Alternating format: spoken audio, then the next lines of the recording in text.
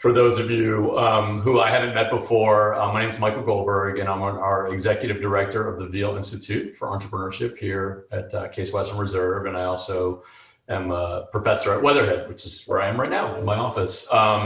It's wonderful to partner with our friends at Venture for America and our friends at the Social Justice Institute here on campus and our friends at University Circle, Inc.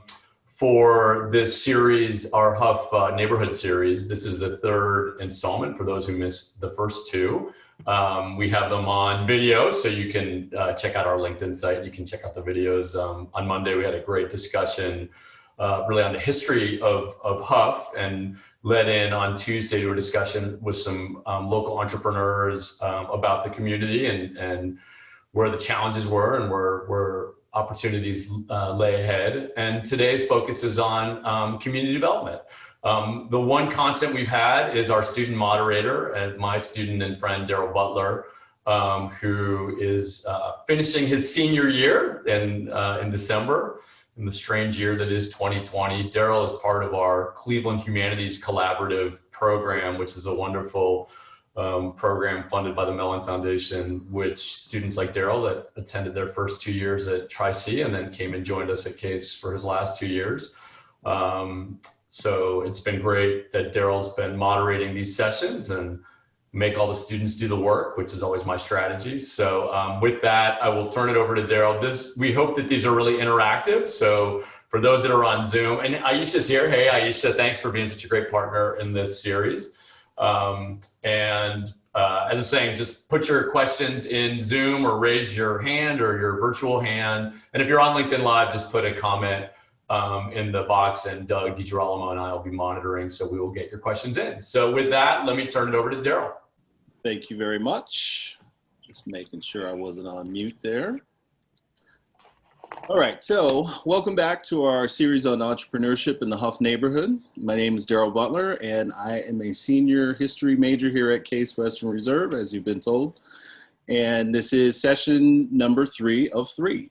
So today we are going to discuss the community development portion of our series. And so we have a panel today. We have 4 different guests. And so what I would like to do, I'm just going to go ahead and let you all sort of individually introduce yourselves. Tell us what organization you work with and what projects you're working on currently. And we'll go from there. So why don't we go ahead and start with Greg, if we could. Excellent. We can do that. Hi, everybody. First of all, just thanks for inviting me to be a part of the conversation. I appreciate it very much. I'm the Community Education Director for University Circle Incorporated. Although I taught for 21 years in public schools, actually a social studies teacher, and I actually connected a lot with an organization. Actually, it was just in Cleveland.com, the Executive Director of Facing History and Ourselves, who wrote a great piece about the importance of the 1619 Project. But that sort of inspired me to get involved in what I'm now doing, community education. So our team connects about 11,000 learners to sort of the wonders of the Circle every year. And in particular, we've set up a focus school network of neighborhood schools in neighborhoods right around University Circle to go deeply with the kids, their families, and the schools to be able to provide enrichment activities and experiences in ways that sort of suit the family. So working hard to do that. So that's why I'm doing what I'm doing. Thank you. Thank you. Okay, if we could move on to Khrys, please. You'd like to introduce yourself? Good afternoon. My name is Khrys Shefton. I am the Director of Real Estate Development for Famicos Foundation. Famicos serves as the Community Development Corporation for the Glenville, Hough, and St. Clair Superior neighborhoods. I've been with the organization for 6 years. I'm a graduate of the Masters of Urban Planning Design and Development program at Cleveland State University. So I'm a planner by trade. And thank you so much for inviting me and having me to participate as a part of the conversation. Thank you very much. And we will move on to Joyce, please.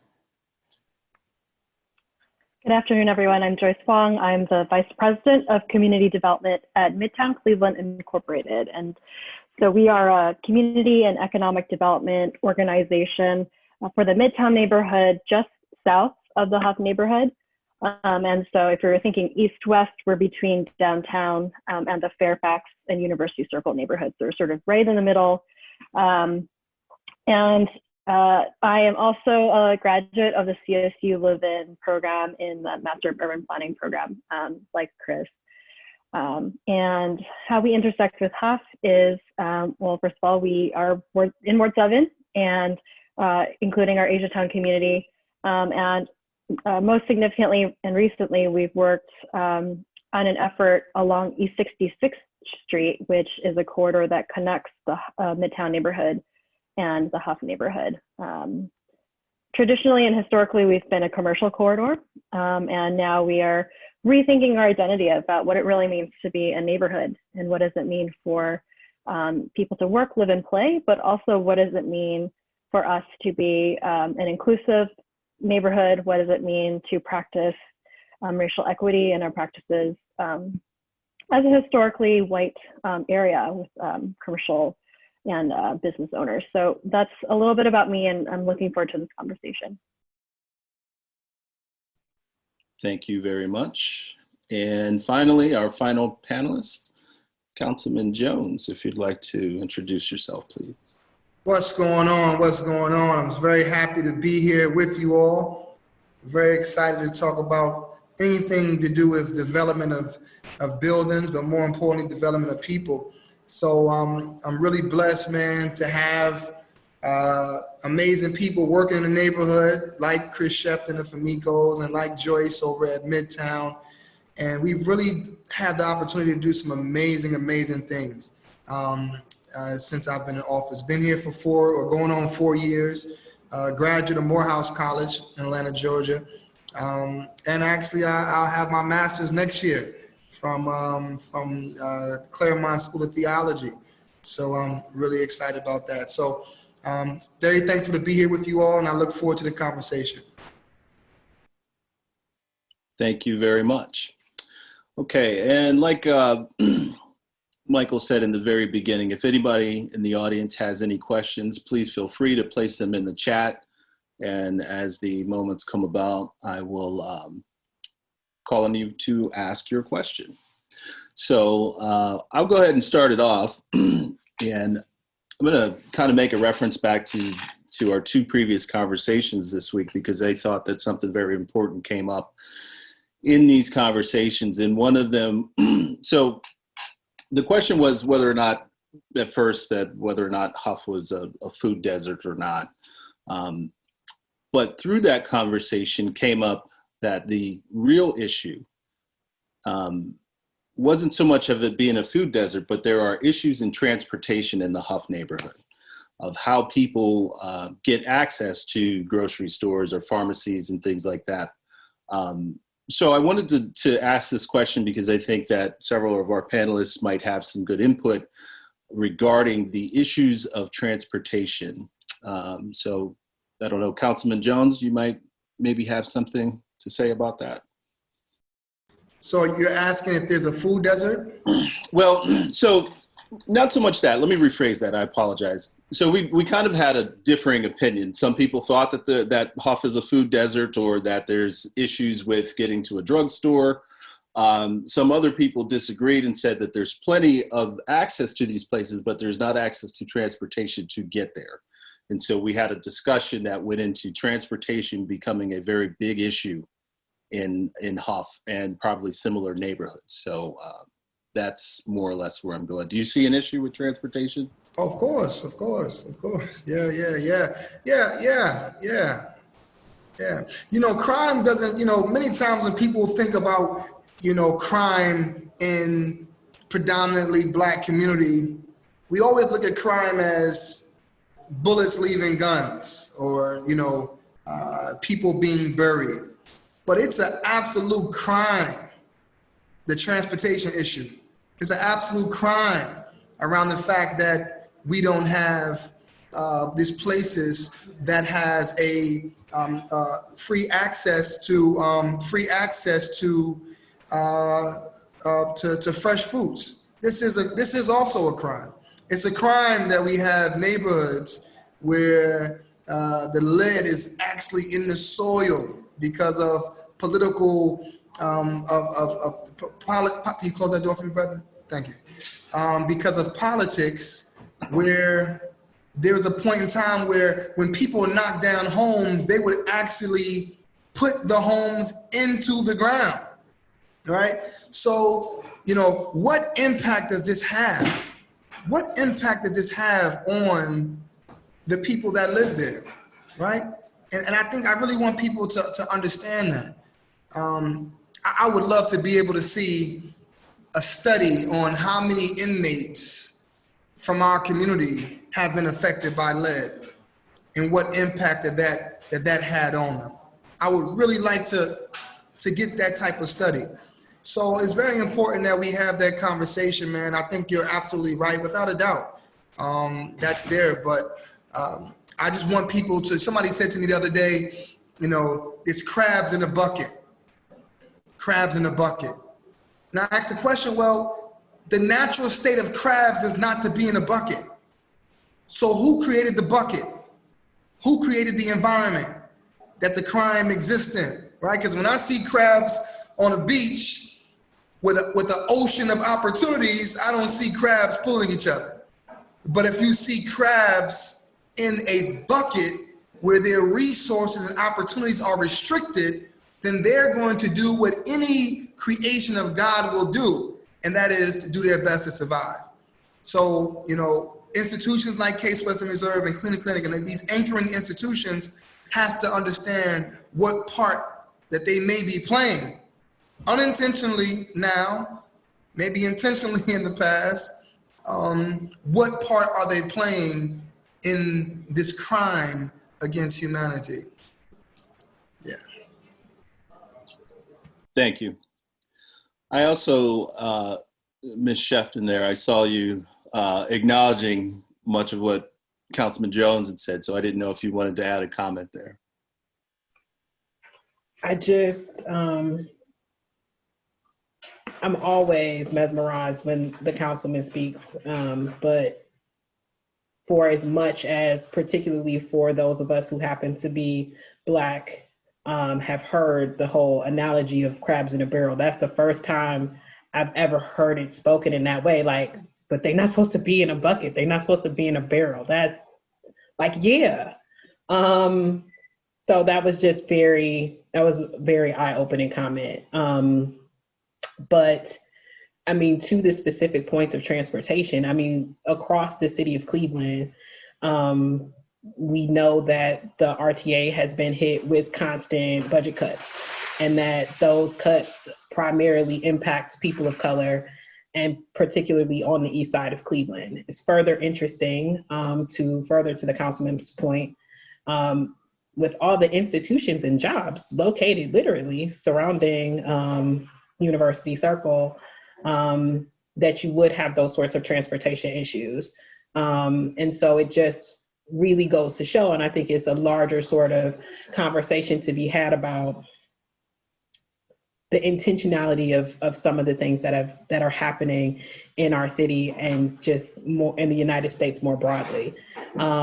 If you really want me to have a job, if you really want me to be out of poverty, then you should be creating opportunities for me to get out of poverty. That's not a program. That's the creation of infrastructure that allows for that. And so that is what's truly missing here. Everybody wants to do a program. I got some money, I got 100 grand, let's do a program. It's not about program. It's about fixing the overall infrastructure that impacts our city so that we can all be able to do what is most basic, right? Which is survive, which is to be able to feed our family, which is be able to, you know, go visit loved ones. And so if those are sort of the basics and we as a city aren't providing the basics, then how can we expect our people to thrive? I'd love to jump in too, just to piggyback off of what Councilman Jones and Khrys have both said. And I think certainly, you know, transportation is an issue. access possibly is an issue, but I think those are also just symptoms of a larger problem that exists, which is that there are policies that have been race-based that impact communities like Hough that have been going on for and evolving constantly since the beginning of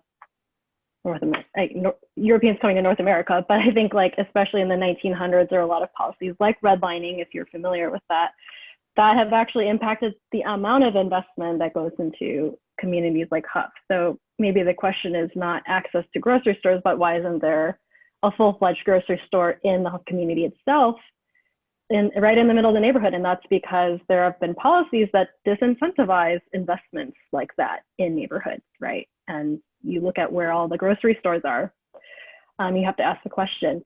So I'm certain the other panelists have a lot more to say about that, but I wanted to raise that as a sort of as a starting point, that certain things are symptoms of a larger problem that our system. To Chris's point, you can talk about programs, you can get funding for programs, and that's what we do at UCI. And I think that her point is spot on. What we do, we're lucky enough to have some school buses that provide support for some of our neighborhood institutions like Rainey or some of the schools. So we'll go and pick up the kids to take them into the circle, and that's been going on for decades, and we're glad to do it. But I think, to Chris's point, that pales in comparison to the larger structural inequities. And so where we intersect, where I specifically intersect, is in educational enrichment. But you're talking about so many barriers to that, to so many aspects of a fully lived life. So that the comments that have been made to me are powerful and important. Thank you. So speaking of which, since all four of you kind of mentioned, well, I'll go to this point. So something that we have talked about, we talked about this on Tuesday, and I think this might be relevant here, talking about these large institutions that are within Hough, such as the Cleveland Clinic. So how do any of your organizations, are they allies with your organizations? Have you been able to leverage anything to say, hey, our organization is doing this, you guys are here, how can you help us? What is the relationship that any of you have with these large institutions in Hough? Well, as a councilman, we have some good relations. And I want to say, Brother Darrell, this is a conversation. We didn't come here to play games, right? We having truthful conversation, right? Speak your truth, please. Okay. I didn't see everybody shake their heads, but I'm hoping that we can be truthful, because that's the only way that we're going to truly make the change that's necessary. As I said earlier about intentional and unintentional, I think now these institutions have some really good intentions. I do believe that. They have very good intentions. But what's necessary is to connect with the people that's on the ground who is doing the work and being able to work with them. When I had when I was to meet with Dr. Mihailovich, who the CEO of the clinic, we were initially going to meet in his office, but instead I said, let's meet on Hough. Let's take a walk on Hough. And this guy is a really great guy. I mean, Cleveland is really blessed to have him, and he's very cultured, very loving, very understanding. And we walked Hough, man. We walked Hough. And there's certain things that I asked from him. I asked him, I would love to see Cleveland Clinic spend more money with minority businesses. He's spending a lot of money. Let's one contract to a business could change the legacy, the trajectory of their entire family, right? I want to create this portal where we know at any point in time how many residents from Ward 7 work for Cleveland Clinic. I want to create a stronger internship program where young people from my neighborhood are not, with all due respect, are not just becoming STNAs, but we are also preparing them to become doctors and dentists, right? And so forth and so on. We're not just teaching them to draw blood, right? We're teaching them to fix hearts. You get what I mean? So we are creating this internship program with young people to begin to educate our community at a much younger age so that they can have a love for medicine. We are, I would argue, one of the health capitals of the world with Cleveland Clinic and University Hospital. So I asked University Hospital, let's do a town hall. I was one of the co-sponsors of declaring racism a public health crisis, right? So now you're seeing different institutions doing the same thing. But what does it matter when upper management does not look like or reflect the people of the community? When we don't have enough women in higher positions, we don't have enough people of color in these upper management positions, right? How are we spending our resources? How can we be fighting infant mortality and not working with the Christian farmer? I mean, these are people that are on the ground.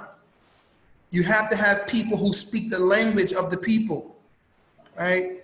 You know, Ward 7 is also home to a very diverse Asian community, right? So we have amazing people like Joyce and others who are not just brilliant, but also represent that community so that that community feels more comfortable with them and what's going on. So in my closing, I believe that the institutions, especially the time that we're in, I believe that these institutions want to do better. I really believe that. In my heart, I believe that. Others may not. I've sat down with these people and they have a heart for community. But the question is, are you working with the right people? Are you sitting down with the experts? I'm not talking about experts in because you have a degree. Because I know people who didn't even finish high school and they're brilliant, right? So connecting there. So to answer your question, Daryl, I believe that Cleveland is in a very special time. We have to become a city that we are not a brain drain, where people like yourselves who get their masters and get their PhDs don't feel like they have to take their talents to Miami and take their talents to California, right? With the Cleveland Clinic here and other institutions, there's no reason why these brilliant young people who are graduating from some of the top universities in the country should not keep their brilliance in Cleveland. But if there's no opportunities here, they're not. So that's what these institutions can help us do.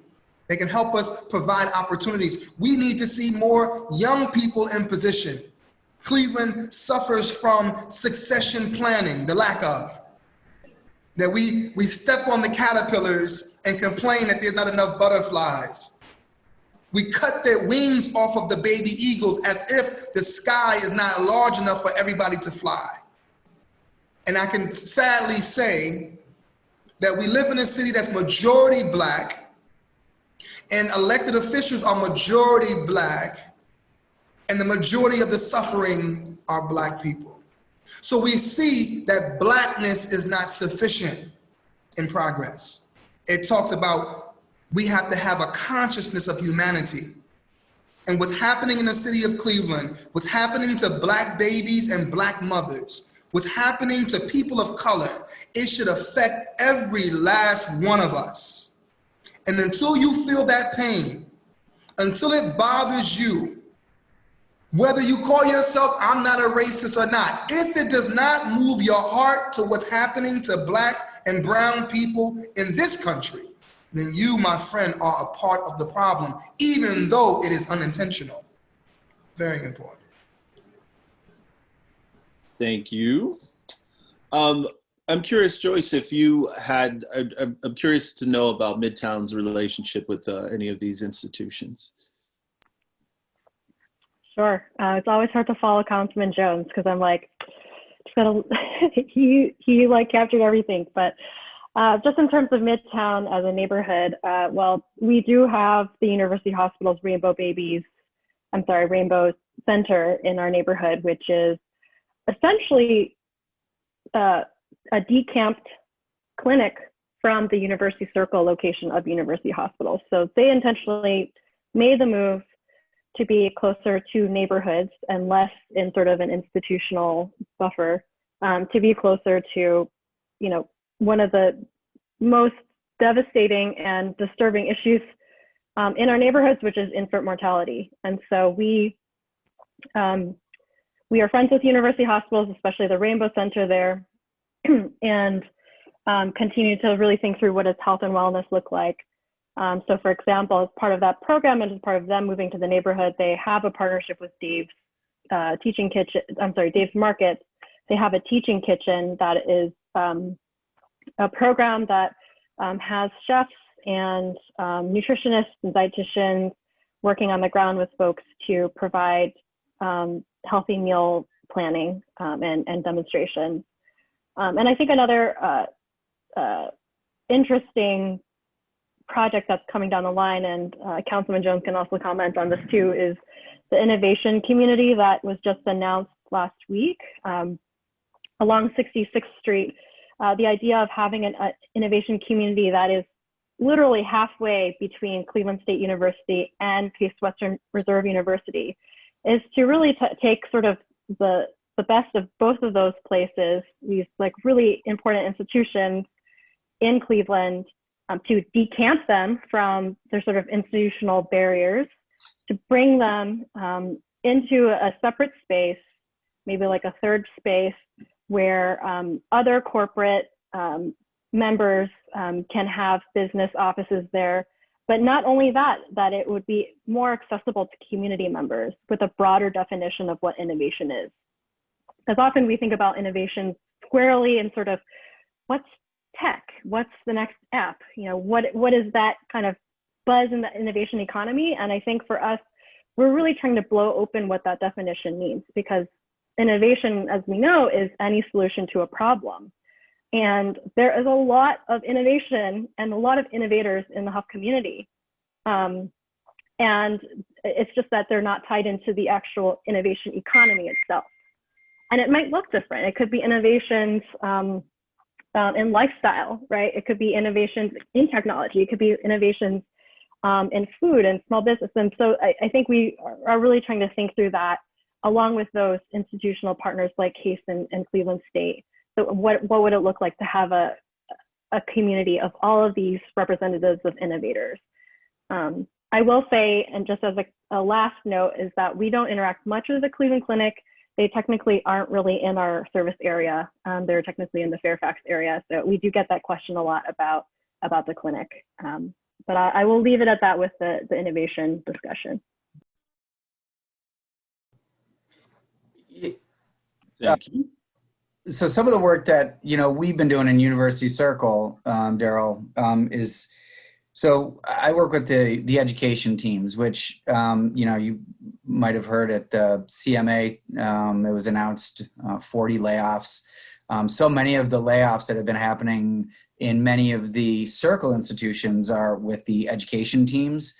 So as you can imagine, a lot of challenges in the pandemic era. But, you know, so a lot of education programs exist in the Circle. And I think to Councilman Jones's point, you know, the importance of being connected to, especially our neighborhoods, to us in the UCI Community Education Department is essential. So even though like every one of those institutions, University Circle, they have to pay the bills. They need to get as many people as possible to get into those institutions. But the work where we like to interface and think it's absolutely essential is to work with the education teams in a spirit of equity to say, what are we doing in our neighborhoods? And how are we being present in the school, the neighborhood schools, with the neighborhood parents of the kids in the schools? And in what ways can we offer opportunities of deepening a connection to community? So we're talking after school programs, summer enrichment programs. So, you know, in the education world, the education teams and their directors are very committed to sort of the work, especially in our neighborhoods. And I think that, you know, there are a lot of internal conversations with a lot of those institutions about the place of equity and how to move forward in a thoughtful way that does everything that Councilman was saying, which is to take into account and to be present with the neighbors around the Circle. So it's a key sort of world that we're in, but it's mainly about really connecting the families and the kids in ways that deepen that connection. And also respect, you know, where everyone's coming from, because of how important that is in terms of making those deep connections with families in school communities. Thank you. Khrys, did you have a comment on that? Sure. So one of the things that we do at Famicos through our community building and engagement department is that we do a ton of work with the health institutions, particularly UH and the Cleveland Clinic. One of the things that we most often participate in is that the clinic runs a 6-week challenge, and the focus of which is to get residents thinking about health and their health and wellness, and so puts them through challenges in terms of healthy eating and exercise. And really our commitment internally is around healthy food. So we typically run, when it's not COVID, a farmer's market. We do a lot of work in terms of scheduled Zoom classes, Zumba, and other sorts of active opportunities for residents to be able to get out in their neighborhoods and just be active. Right now, one of the things that we're very committed to is green space. There's lots of research that suggests that people of color could benefit the most from green space because it brings down cortisol levels. And so we've been working and very intentionally partnering with UCI around Rockefeller Park, amongst some other things that are going on. And so health and wellness is a true commitment, I can say that, of our organization. All that to say this, it's programs again. Like back to the same point, it's a program, it's a thing that's funded for a finite period of time. And I mean, the headline from a community development standpoint, and this is just my opinion, is that the system of community development has to change. As a graduate of Levin, I've said this to my peers, I've said this to folks who run that college, like it has to change. It doesn't work. I was put on this planet to be a planner. I know that. That's what God created me to be. And so I have spent a lot of time over the last 7 months, honestly questioning my profession, because I don't know that for all the things that I know, for all the work that I've put in, and for the giants of the shoulders that I stand on, what do we have to show for all of that effort, all of that commitment, all of the money that has been spent, until we are in a place where we can look at these systems and go, this does not work and it does not serve us and we must change it. We have to change the system. It's just lipstick on a pig. Thank you very much. We do have a question from the audience. So Michelle Cruz, if you'd like to unmute and go ahead and ask your question. Oh, okay. I put it in the chat, so let me see if I can go back and read it. I can ask it for you if you'd like to. No, I have it. I wanted to know, and I think this kind of touches on what the last panelist just said, which is, how is the local community brought in? So there's two kind of questions to this, is there in the innovation work, maybe, are there paid or high school level internships, technical or training for adults, or outreach to middle schools set up? Obviously COVID is a thing right now. But I guess the second part to that, which may be more relevant, is do Case Western, Cleveland Clinic, Cleveland State have hiring programs in effect that would hire from the local community or not? And if they do, do they make an effort to, for example, ban the box, which unintentionally maybe discriminates from people who may have a criminal history, or intentionally maybe discriminates against people who have a criminal history in their hiring? Michelle, that's a beautiful question. And I appreciate that it's really long and complex. So if you need me to rephrase it, I can also rephrase it. No, I'm fine. It's a beautiful question. I guess my pause came in because I'm trying to figure out, we can always appreciate what people have done, but you also know that people can do much more. And, I've been in office now for, going on 4 years. And the things that we have been able to accomplish, some of it is timing, right? I mean, besides downtown, Ward 7 is the hottest area of development in the entire city. but it has a lot to do with leadership. Who are the leaders that are in place? So as I said in my chat, man, I'm really blessed to have Khrys and have Joyce, who are conscious and they love the community and they are in a position to do something about it. So I'm coming to your question, but I just want to give a broader perspective that we have to have people in position who are courageous enough to do what they know needs to be done. And unfortunately, in our city, you've had people who have been elected, and I'm just speaking from the elected official perspective, who have been in position, but they have not, excuse my wording, they have not made anyone do anything. And what I mean by that is, right now we are approaching close to $400 million of development in Ward 7. And what I tell people is, we want you to be a good neighbor. Just like State Farm, right? We want you to be a good neighbor, right? So are you a good neighbor? Because developing buildings is one thing, but are you gonna help us develop people? That's a different conversation. I mean, right now we just brought in a new organization called Cross Country Mortgage, and they're gonna be spending close to $60 million of investment, bringing close to 500 jobs into the neighborhood. Well, the first question I asked them was, that's cool, but I'm trying to increase home ownership in my neighborhood. Can you assist me with that? Can you help me increase home ownership among the people who live in this neighborhood? There's one thing about doing tax abatements, but what about the people who have been in their homes who also need resources? You know, when they want to, we have 2 brand new hotels.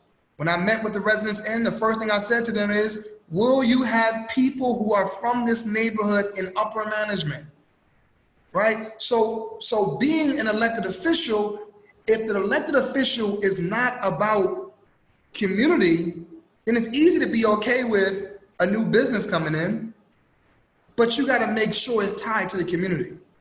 So when I think about Case Western Reserve, one of the first things I said to them when I got a chance to meet with Dr. Snyder, with all due respect to everyone on here, it's a travesty that you have such a small percentage of people from this neighborhood attending Case Western Reserve. I grew up in Hough, and when I went to Case Western, when I used to walk around Case, I didn't feel like that was my neighborhood.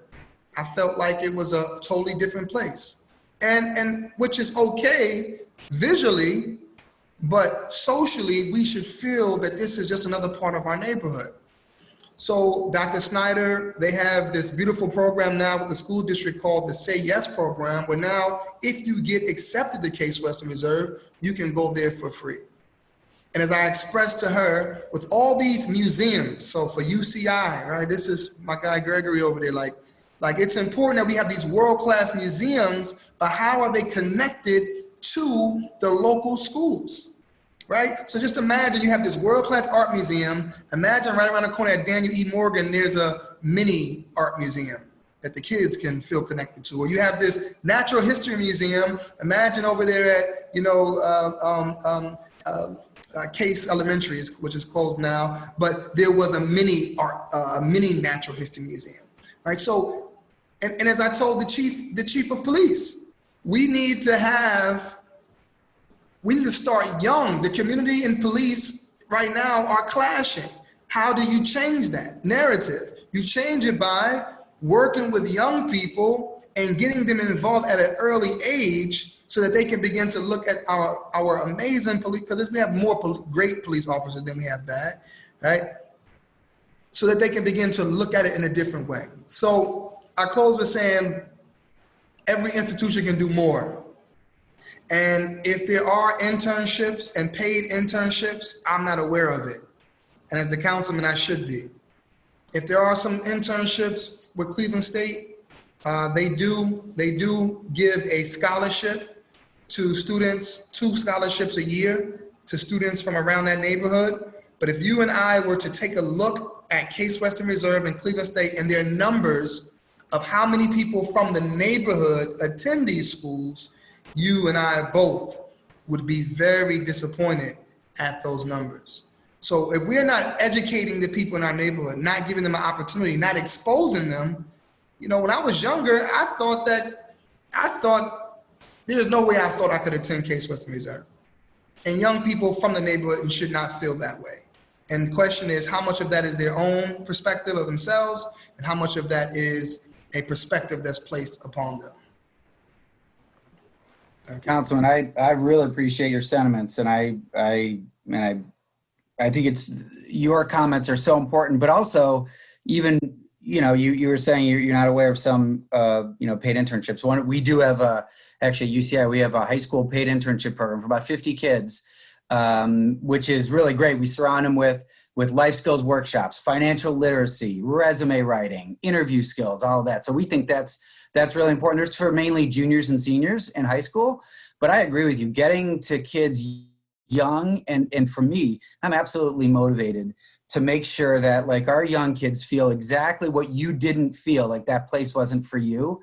And that like, so we created an after school program called Circle Scholars, and it's twice a week, and we're getting, and it's all middle school. We're just having kids in and out of the circle, getting to know not only like why the institutions are cool, but even like some career oriented stuff. How does an institution like this, how does it function? What does a marketing director do? What does a curator do? You know, that sort of stuff. So I totally agree. And I would even take your vision further, Councilman, to say, imagine the neighborhood schools being so intertwined with these institutions that teachers are using UCI buses in and out. And these are essentially like extension schools of the wonders of what's going on. And that means working with the educators and the institutions. That means also encouraging those institutions to say, hey, when kids come in here, it's not the shut up and sit down. This is a place of wonderment. This is your place. And so I couldn't agree with you more. And we're moving, especially in UCI, into the after school and the summer experience program. Like that space, that's like perfect for us because it serves the institutions. And the most important piece is it serves really what our parents are saying, which is after school enrichment programs, especially for middle school kids, they'd be perfect. So we're actually also working with Case and trying to develop a health services extracurricular where kids would learn about medical school, and we're developing it in partnership with Case Western Reserve in our 6 focus schools. So I couldn't agree more with you, Councilman. I think it's so key. And that's what I'm saying. There's people like, Gregory, is that okay if I call you Greg? Is that okay? There's people like Greg. There's people out here that truly want to make the change.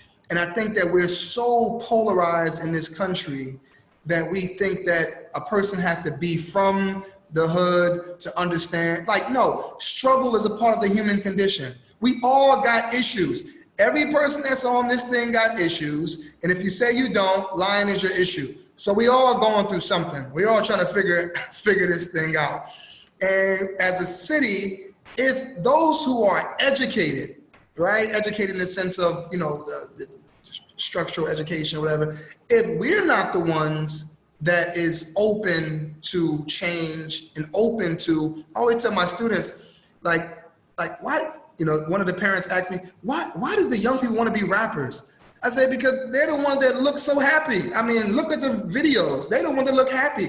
When you see teachers, lawyers, and judges, and they look stressed out. Who in the world would want to be a teacher when they, even though they have this such of an important, you know, role to play in society, why would they want to be that? So we have to make being educated cool. We have to make standing up for greatness cool. We have to do that, and we have to stand together. And it has to be a multicultural effort.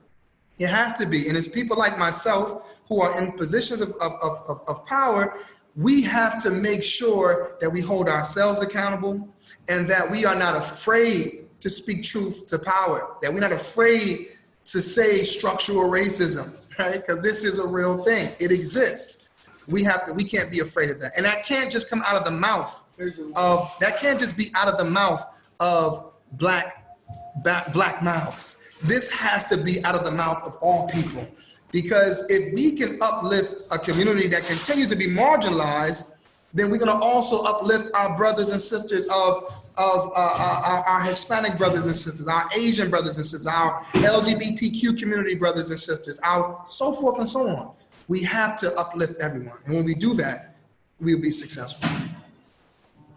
Can I add one thing to Councilman's? I think your point that really resonates with me is this idea about being educated.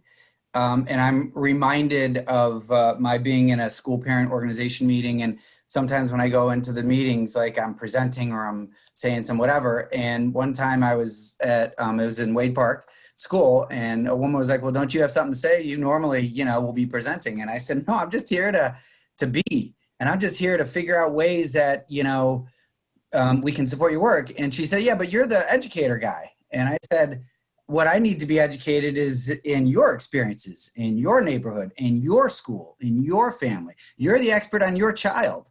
And this is where I sit and I listen. And for me, that was important for sort of having an aha moment that, like, I don't know what your impression is, but I need to be educated, and there's a lot of stuff I don't know. And I'm hoping that we can take that sort of spirit into all of our neighborhood schools. So just to Greg's point really quick. So when I got this job, I was very naive, and I believed that I was so excited to be doing what I love to do and waking up with my passion every day that for the first 6 months, I just had blinders on. Like, somebody's paying me to do this. That's so cool. Until what I realized was that our entire neighborhood is full of trauma, and hurt people hurt people. And so as a Black woman coming into a Black neighborhood to share my passion, I was so excited. But they would rather listen to Greg, because what they've been told is that people who don't look like them are the ones that are educated. And so what I've had to learn as well is that I have to talk to people about what planning means. It's actually one of the things that I love to talk the most about. So as we have this conversation about innovation, which that word is a trigger for me, but like as we have this conversation about what it means for innovation, let's start with the basics. The basics being that kids that go to CMSD should be able to aspire to more than. They should be able to aspire to be planners, to be teachers, to be whatever it is they think to, but their world is so small. There's so many kids who live in the city of Cleveland who've never been to Beechwood before. So your world is your neighborhood. How do you provide education, experience, and exposure so that everyone gets to experience this city? I love Cleveland. You know why? Because I've been to the west side, I've been to the east side, and I've been all over this country, and I know that Cleveland is a wonderful place. But if you've never been anywhere else, you think this is a terrible place, or because you only see what you see, and you don't know that if you go somewhere else, it's not that much better than here, and that every place has problems. And so, to the councilman's point about keeping people, a part of keeping people is exposing them to the greater world so that they can see and so that they can compare, and that they can know that this is a wonderful place that you can grow, live, and have opportunity. You can raise a family here, and you don't have to leave to do it, because so many, particularly Black kids, you know why they leave the east side? Because they've been told their whole life that it's a terrible place. You should get out of here. And it's from everyone. Get out of this place. That the hood is a place to be overcome, as opposed to it just being your home. And so when we have these conversations about innovation and what it is, honestly, it's a park. It's picking up trash. It's showing people that their neighborhood, that this city is beautiful and that it belongs to them. Thank you, Khrys. I appreciate your comment about innovation as a term being triggering, because that has been such a part of our consciousness. Because I think that, there are a lot of us, images that come with innovation, which is sort of tech bros that are coming to the neighborhood to sort of take over, most of them probably being white. And so I think, again, kind of getting to that redefinition of what innovation actually means. And this is a often used analogy, but it's the idea of, there is a seat for you at the table, but the table is already set. The table is already built for you. But then is there an opportunity to build your own table? And I think that's really what this redefining of what innovation means. There is an existing innovation economy that speaks to sort of like technology and corporations and things like that. But is it possible for people to bring and redefine what innovation means in their community? To get to your question, Michelle, about sort of job training, I think, job training is one of those things where it's sort of like, well, this is an already existing stream of pathways, and certainly we need those. We need that retooling, but we also kind of need to redefine, like, what are the assets that already are in the people? Like, what are the gifts that people are already bringing to the table that is a part of innovation?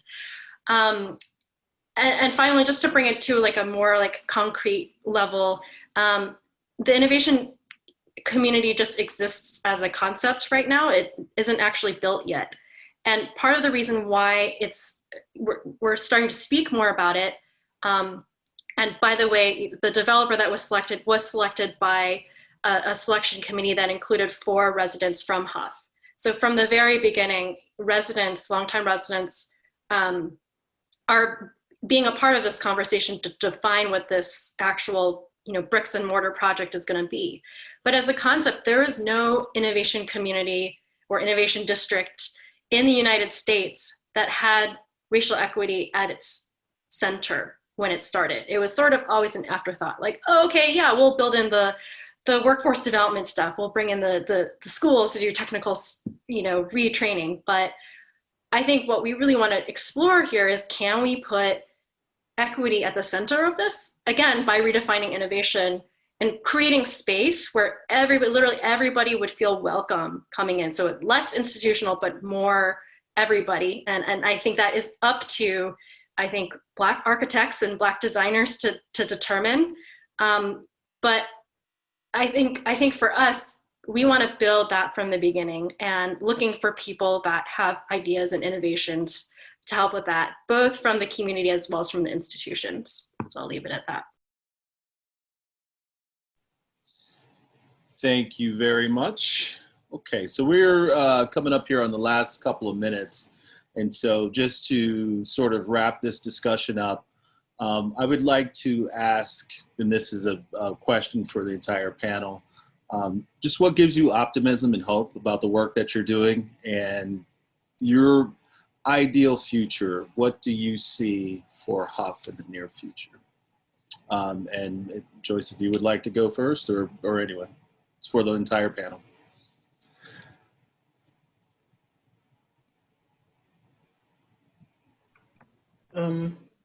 I'll jump in.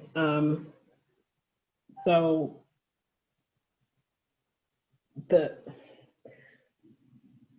waking up every day and getting to come and do this job is the blessing of my life. And so I'm just, even on the days when it's hard, and it's hard a lot, I can't stop being grateful. I can't stop pinching myself that somehow I was chosen to be representative. I am one of 4 women, and really right now, like 3 women in the city of Cleveland that gets to say that they're the director of real estate development. It's an odd thing for a female, but particularly a Black female, to be able to do this work. And so I'm just, I can't not be hopeful because I'm here already. And so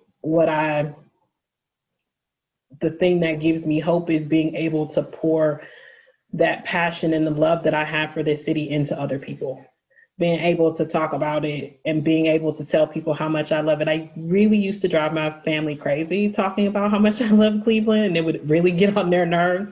And now I just get paid to talk to people about it all day long. a quick story I'll share is that before I ever knew of a Famicos, before, you know, this was ever a thing for me, I can remember being lost on Way Park one day and driving down what is now Heritage Lane and saying to my brother, you know, we're just giving the hood away. And he was like, what are you talking about? I said, you know, we own the hood. We own our houses. We own these buildings, but we don't see value in what is ours. And so because we don't see the value, other people can come in and take what is rightfully ours. And so that's what keeps me getting up and coming to work every day, is being able to instill that love, that passion, so people can see the value. As Councilman said, $400 million is coming into the neighborhood. How much of it is going to Black people? How much of it? And so if we're going to do something about that, and I hope that I can continue to be able to do that work, the things that I'm looking at will be around, how do we get more Khrys Sheftons? How do we get more Joyce Huangs? How do we get that? So that there are other little Black girls, other little Asian girls that get to lead this work and fight for the communities and neighborhoods that they love, and get to participate at the table, to have the intelligent conversation.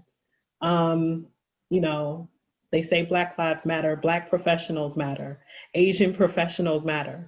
Because when I look like you, when I understand your experience, I can speak to that, I can advocate for it, I can fight for it. And that's what I do every day. And so those are the things that, like, that's the future of community development, is looking at it from the perspective of the people who live in the neighborhood, not the people who just want to build buildings in the neighborhood. Thank you so much. And we have about 3 minutes left here.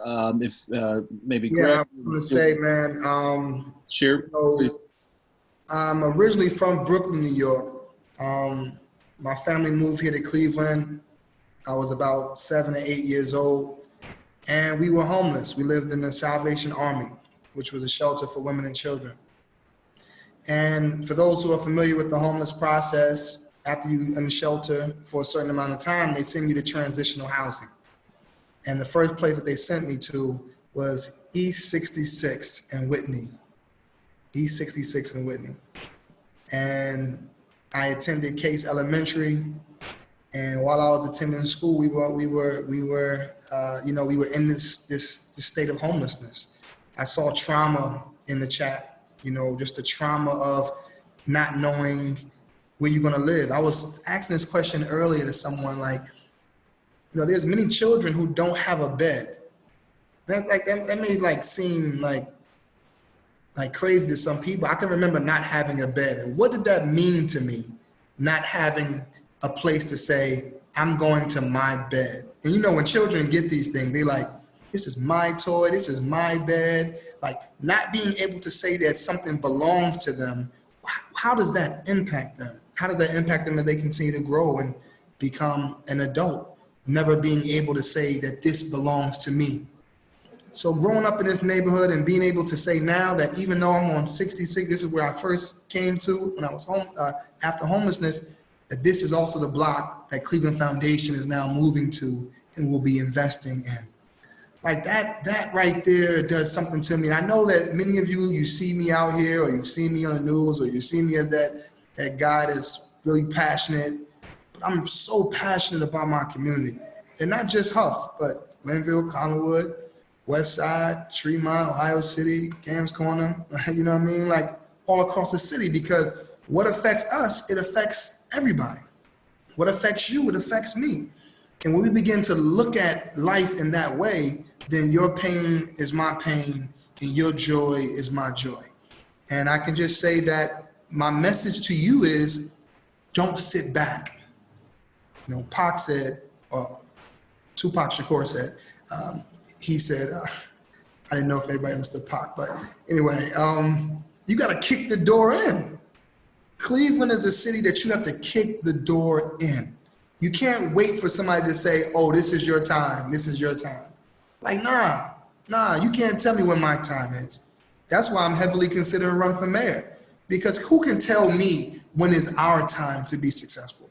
Who can tell us when is our time to make this city better? It has to be us. It has to be a multicultural effort. It has to be an effort where we have women who are in position of power, people of color who are in position of power. Because if you don't have diversity, you can't have innovation. If I have a room and everybody in the room is a doctor, their perspective is going to be one way, especially if they're all pediatricians, especially if they're all dentists, whatever. But when you have diverse ideas, diverse backgrounds, diverse experiences, then the innovation will also be diverse. So I'm excited to bring in Cleveland Foundation. We're excited to these new hotels. We're excited about all these great developments. And to Chris's point, the first question that myself and my good friend, Director Epstein over at Midtown, my good friend, Director John Analifo, the first question that we ask developers is not just on the construction side, but is there some partnership? Are you open to partnership, local JVs, joint ventures with minorities? Are you open to that? And you know what? Not one of them have said no. So the majority of these projects that you see are women. Right now we have a big project around League Park. We're building the first of almost 50 new homes. It's being led by Frontline Development, which is a Black woman and an Asian woman. You look at the homes that are being built off of 85th and Chester. These are minority development, Black men. You look at what's happening on 90th and Chester, workforce development. These are Black. So you're seeing a different type of developers happening in our city right now.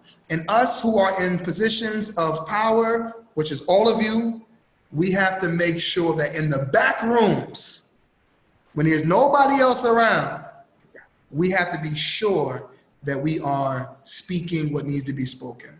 So I'm happy to work with you all, and I appreciate you. And let's continue to fight this good fight together. This is our time. Thank you so much. And I apologize if I interrupted you there. So we are out of time, unfortunately. So I'm just going to throw it back to our host, Michael Goldberg. I want to thank all of you so very much for being with us today. I've enjoyed this. Thank you. Great. Thanks, Daryl. And to the panel, thank you so much for participating. And it was a great discussion. And for all of you who joined, I did put in the chat, we have a number of other programs that we offer to the community that potentially could be of interest, that range from Principles of Investing seminar that our second session will be next Monday night, to workshops, to speaker series. So we'd love to see many of you who are on joining us again. Again, thanks to our partners, the Social Justice Institute, Aisha Hardaway, Laura Kleinman and Greg from UCI, our friends at Carrie Murphy at Venture for America, that were all great partners in this series, and we look forward to doing it again soon. So thanks everybody, and have a great rest of your week.